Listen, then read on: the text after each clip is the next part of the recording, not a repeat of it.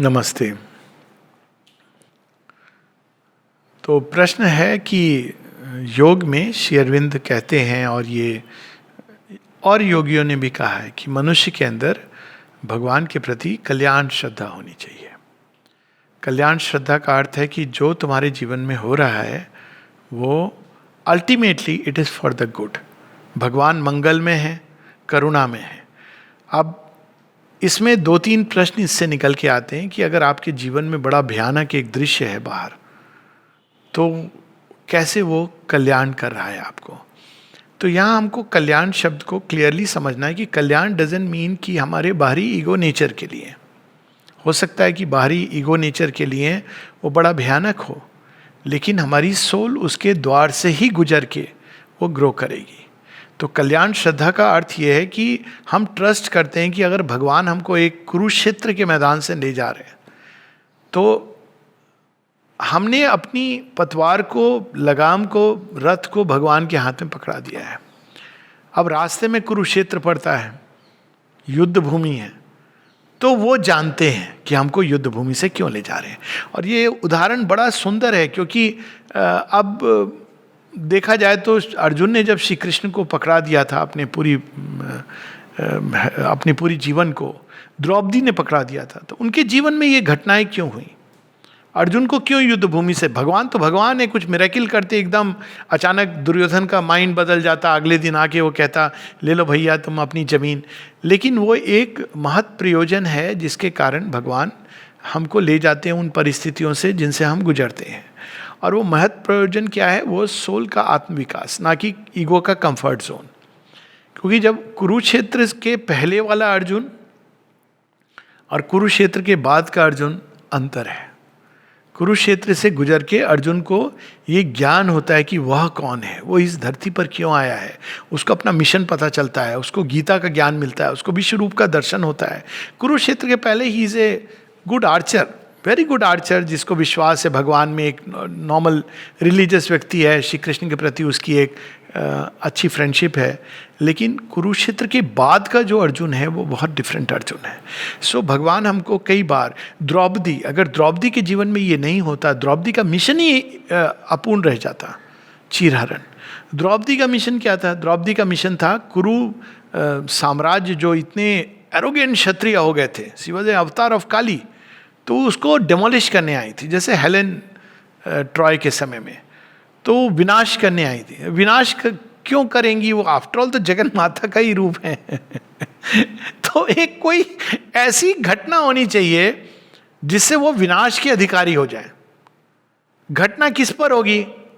कोई साधारण स्त्री नहीं। जगन माता कहती है कि मैं अपने ऊपर, मेरे ऊपर ही, I will take the brunt, जो सब नारियों के साथ हो सकता है मैं अपने ऊपर इसको घात सहूंगी। और ये सह करके उन्होंने कुरुक्षेत्र के विनाश का मार्ग उसी दिन खोल दिया था। क्यों कुरुकुल? क्योंकि वो बहुत एरोगेंट हो गया था। और वो उस समय की बात नहीं है। आप देखिए भीष्म जैसा दृढ़ प्रतिज्ञ व्यक्ति उठा के ले आता है 3 महिलाओं को। ही फोर्सिबली टुक देम कि नहीं, मुझे शादी करवानी है अपने भाई की, जो ना उस समय की रीति में था, ना कोई चीज़ में था, जस्ट बिकॉज अपनी प्रतिज्ञा का मान रखने, ही डज दैट। तो ये शुरू तो प्रोसेस पहले से हो गई थी, लेकिन एक लास्ट जो पॉइंट आया था वहाँ द्रौपदी प्रकट होती है। लेकिन अब इसमें यह प्रश्न आता है कि इसका अर्थ क्या हुआ कि जो कुछ हुआ क्या वो अच्छा हुआ? ये थोड़ा सा डिफरेंस है इसमें। माता जी से ये किसी ने पूछा था, माता जी ने इन दोनों को परफेक्ट समन्वय देकर के उत्तर दिया है कि mother does everything that happens is for the good. तो माँ इसका उत्तर ऐसे देती हैं, ये collected works of mother volume 3 में है, जिन जो पढ़ना चाहते हैं।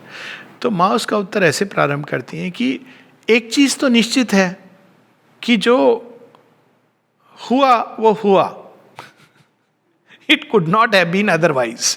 अब हुआ, अब उसके पीछे कौन सी चीज़ें काम कर रही थी, इट हैपेंड, गुड और बैड वो एक अलग चीज़ है। बट माँ ये भी कहती है साथ में कि लेकिन ये भी सच है कि जो हुआ क्या उससे बेहतर हो सकता था?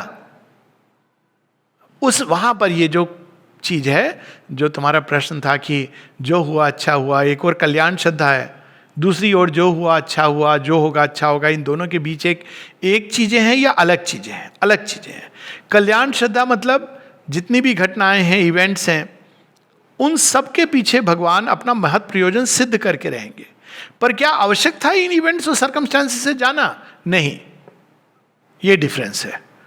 तो हम इनसे क्यों जाते हैं? यहीं पर हमारा ज्ञान, हमारी, और माँ यहाँ तक कहती हैं कि अगर तुम ये मान के चलोगे कि बाहरी जीवन में जो कुछ होता है वो भगवान की मर्जी है, तो तुम सीधा होस्टाइल फोर्सेस के ट्रैप में चले जाओगे।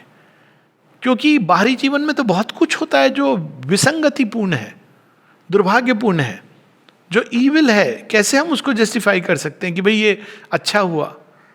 अच्छा नहीं हुआ, संसार इससे बेहतर हो सकता था यदि मनुष्य खुला होता। यही जो प्रश्न किया था किसी ने कि आश्रम में डेथ और भगवान की कृपा तो सबके साथ है। माँ ने कहा है love in her was wider in than the universe. सच है, लेकिन उस व्यक्ति का क्या करोगे जो उनके तो हृदय ने विशालता से द्वार खोले और वो भागना चाह रहा है कि नहीं मैं आपके हृदय में नहीं आऊंगा? तो आप उसका क्या करोगे कि जो रिफ्यूज कर रहा है ग्रेस को, रेजिस्ट कर रहा है, मोड़ रहा है अपने आप को, तो व्हाट डू यू डू? तो डिवाइन फोर्सिबली कर सकते हैं पकड़ के, या उसको उस अनुभव के द्वार से ले जा सकते हैं। क्या होगा जब आप भगवान की ग्रेस से दूर भागोगे? आपको एक दीवार मिलेगी, क्योंकि सृष्टि ऐसे बनी है। आप दीवार को पार करना चाहोगे, आप नहीं कर पाओगे, हेल्पलेस हो जाओगे। आप भगवान को गालियां दोगे कि भगवान ने देखो, कंप्लेंट करोगे ऐसा किया ऐसा किया। भगवान कहेंगे आ रहा हूं, मैं आ रहा हूं तेरे पीछे। एक दिन करते करते आप इतनी बार भगवान का नाम ले लोगे कंप्लेंट करते करते कि वो कहेंगे अब मैं आ गया हूं, बोल तुझे इससे निकालूं बाहर या तू छलांग लगाना चाहता है। उस समय यदि आप रेजिस्ट करते हो तो you get into the nihil and you are taken up again. Nihil is Lord himself, उसमें भी वही छिपे हुए हैं, उसको भी उन्होंने धारण किया हुआ है, लेकिन वो परिपूर्णता नहीं है। तो ये जो फ्रीडम ऑफ चॉइस है उसके कारण कई चीज़ें जीवन में होती हैं, घटनाएं जो विसंगत लगती हैं। विसंगत घटनाओं के पीछे श्री अरविंद ने बहुत इंटरेस्टिंग चीज़ें बताई हैं। Thinking puppet is the mind of life, कैसे हमारा मन, हमारा प्राण, ये सब मिसअलाइंड होते हैं और इन सब के कारण घटनाएं जो हम नहीं चाहते वो घटती हैं।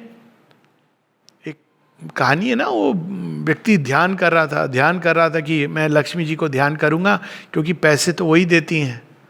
तो करता करता कई वर्ष बीत गए। अचानक एक दिन लक्ष्मी माँ प्रकट हो गई। कहा पुत्र, तो उठ गए। अरे माता, तो कहते हैं मांगो क्या चाहिए। माँ आप क्या मांगना है मुझे?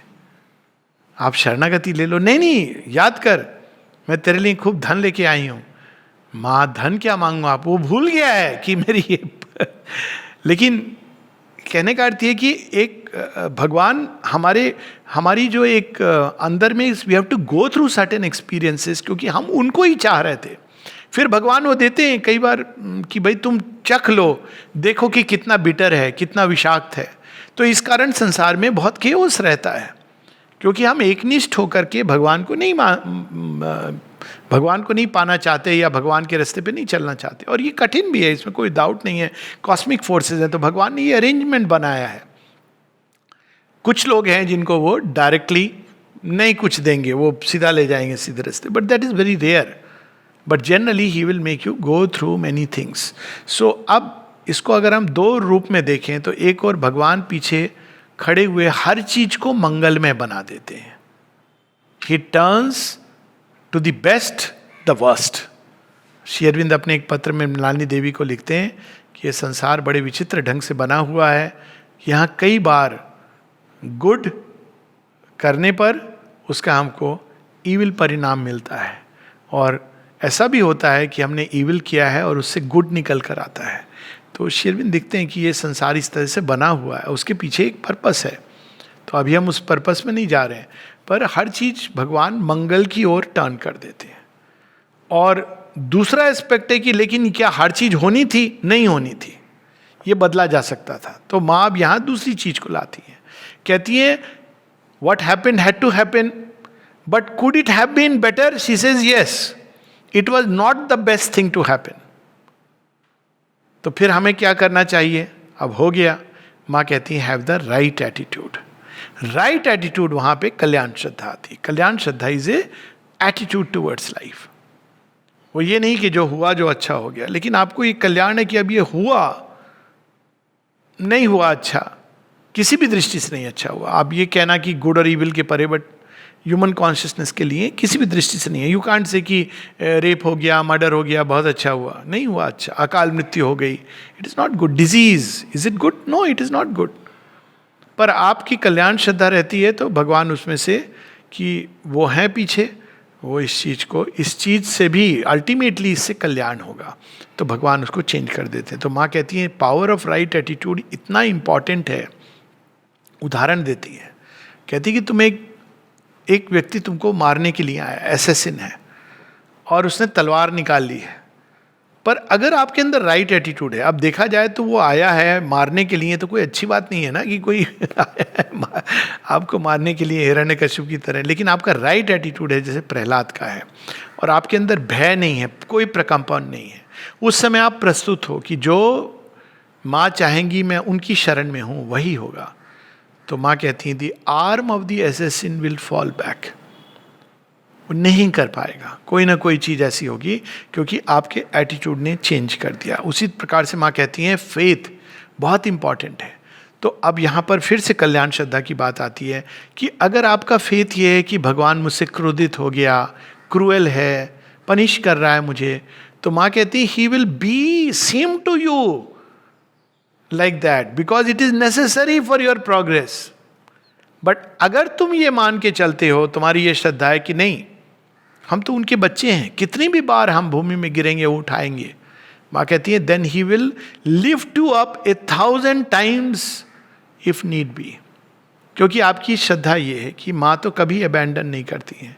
पर अगर आप ये सोच के चलोगे, कुछ लोग ऐसे होते हैं ना, बड़ा इसीलिए कहा गया है कि ये पनिश करना, जस्टिस, इस ग्रुप में नहीं पढ़ना चाहिए, बड़ा भयानक ग्रुप है. जिस दिन आप इस ग्रुप में पड़ जाओगे कि भगवान देखो पनिश किया उसको, मेरे साथ उसने ये किया था, अब क्या हो गया, आपने तो कह दिया, उस दिन आप बड़े खुश हो, उसको पनिश किया, देखो माता जी ने. आप कह सकते हो कि आपने कुछ ऐसा नहीं किया कि पनिश ना किया जाए. भगवान कहेगा अच्छा तू मुझे ऐसे मानता है कि मैं पनिश करता हूँ, रिवार्ड करता हूँ, अभी थोड़े दिन रुक, फिर आपकी बारी आएगी. क्योंकि आप बिलीव करते हो इसमें, आपका फेथ है ये कि भगवान पनिश करता है, रिवार्ड करता है, और भगवान दूर हो जाएगा, आपको दंड कर देगा, तो it will come, he will come like that. तब माँ अंत में बताती, my child you do not know how important is faith. It is faith that moves mountains. तो यदि तुम्हारी श्रद्धा है कि भगवान हर अवस्था से मुझे निकाल के ले जाएंगे, श्री अरविंद कहते हैं if you have this faith you may have countless difficulties of nature, you may be riddled with difficulties, but he will take you out through everything. क्योंकि वो तुम्हारी श्रद्धा है. तो इस श्रद्धा को जिसमें हम ये मान कर चलते हैं, ये पूरा हमें दृढ़ विश्वास, एक्चुअली विश्वास, मान्यता, ये सब लेसर टर्म्स हैं. ये श्रद्धा है कि जगन माता मुझे हर चीज़ से निकाल के ले जाएंगी, क्योंकि मैं तो उनके साथ एक होना चाहता हूँ. तो हर चीज़ के थ्रू आप जाओगे और वो उससे आपको निकालेंगे. उनका अपना तरीका है, और अंत में हम वहाँ होंगे जहाँ हमें होना चाहिए. और वो कौन सी जगह है? श्री माँ की गोद में, श्री माँ के हृदय में. नमस्ते.